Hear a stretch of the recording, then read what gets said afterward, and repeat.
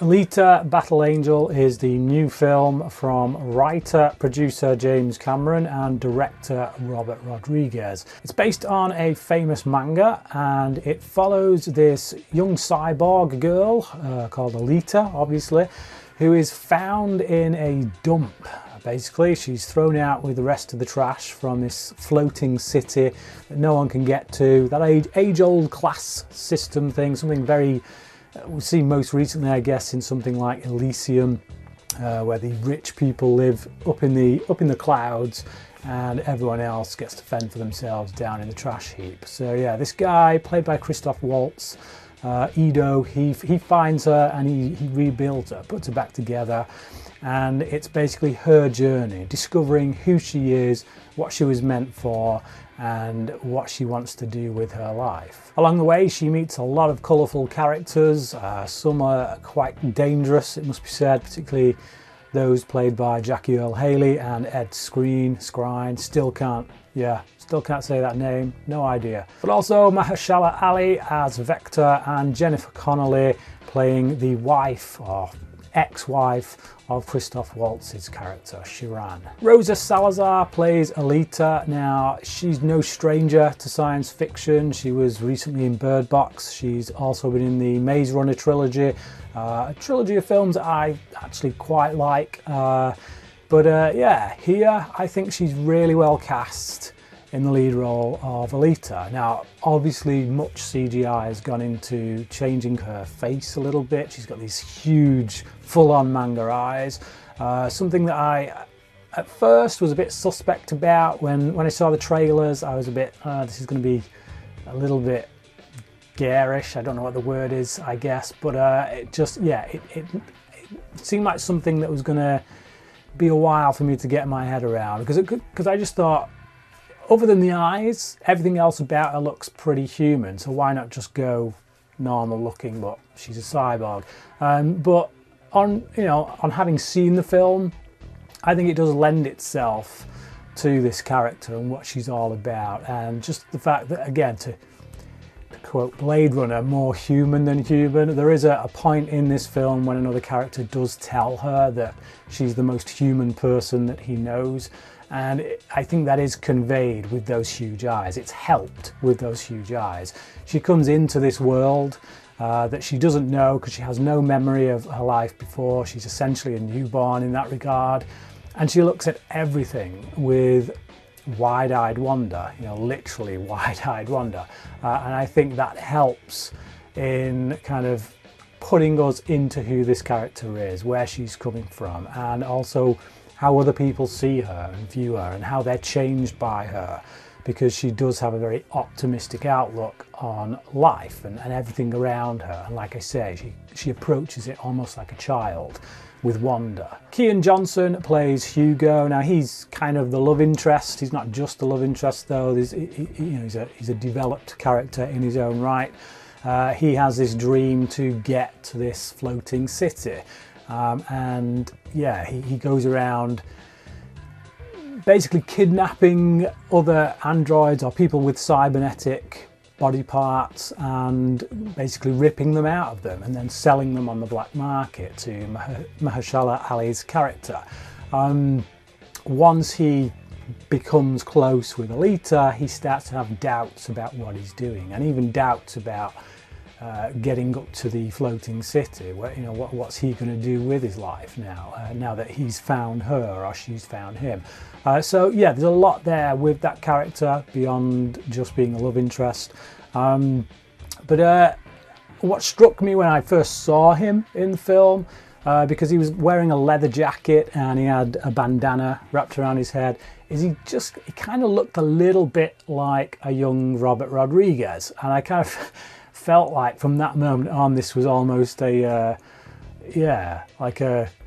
avatar of Rodriguez within his own film. I don't know if that was purposeful or whether it was just purely coincidental from the wardrobe department, but yeah, once it was in my head, I couldn't get it out. Skrein, whatever, is here as this villain called Zapan. I really love the design of him. I think Skrein gives a good performance as well for what what is needed of him. You know, he's never been the best of actors, but I also don't think he's quite as bad as some people would make out. He's obviously gifted in the physical aspect of things, fighting and that kind of thing. But no, I think he's perfectly villainous enough here. It's quite good to watch, fun to watch at times. But like I say, it's the design of his bodywork, the cybernetic. Well, he's almost fully cyber. It's only really the face that doesn't look like a robot of some kind. But yeah, I love that. I love the design of it. There's a few characters in here as well. There's this woman who's got 4 arms, and I like the design of her character as well. Also, Jackie Earle Haley, he plays this really big bad that Alita goes up against on 3 separate occasions. He's probably the biggest physical villain in the film. I'm not as sold on the design of him as I am with the likes of Scrine and the woman I was just talking about. He's very bulky, kind of a bit maybe overproduced in the design department, I don't know, but he's still an effective villain, I think, helped by Jackie Earle Haley's delivery on voice duties, and also the performance capture stuff that they've obviously got going on his face. You can see a hint of Haley in there somewhere. Another one of the supporting characters that I really like is Christoph Waltz's character. I think he gives a very good, relaxed, gentle performance from him, I think. You know, we've seen him play a lot of villains, a lot of snidey little gits who you kind of want to give a slap. You know, I think about Water for Elephants, think about his performances for Tarantino, that film that he did for Roman Polanski, which was pretty good. But yeah, here he's a lot more gentle, a lot more loving as a character. He plays a father figure to Alita, and I like him. I really warm to him quite a bit. But yeah, as for the supporting characters, the rest of them, I would say, maybe get a bit shortchanged. Mahershala Ali's character is a bit one note.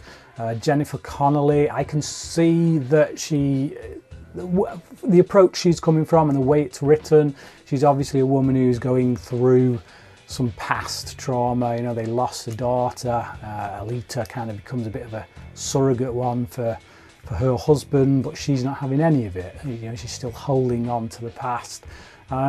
So yeah, she does have an arc there, but I think maybe a bit more screen time with her, just to flesh that out a bit more, just to flesh her out a bit more, would have been nice. From a visual standpoint, the film as a whole is absolutely beautiful. There are a few parts where the CG does get a little bit too cartoony, mostly in the motorball games that they have in there. Think rollerball, that kind of thing. It's very much, yeah, it's basically a take on rollerball, really.